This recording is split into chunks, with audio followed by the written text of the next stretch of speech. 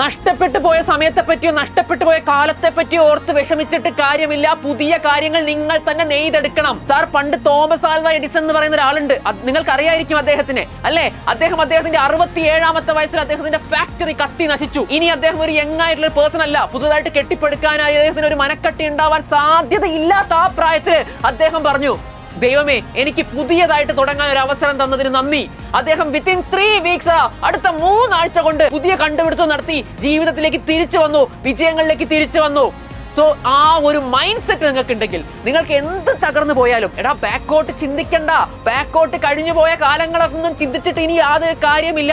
ഇനി എനിക്ക് എന്ത് ചെയ്യാൻ പറ്റും? ദയവ് ചെയ്ത് ഇത്രയും കാലം ചെയ്ത മിസ്റ്റേക്ക് റിപ്പീറ്റ് ചെയ്തുകൊണ്ടിരിക്കാതെ മുന്നോട്ട് പോവാൻ നോക്ക്. ഇനി നിങ്ങൾ എന്ത് നോക്കിയിരിക്കുക? ആരെ കാത്തിരിക്കുക? എന്തിനു വേണ്ടി വെയിറ്റ് ചെയ്യുക?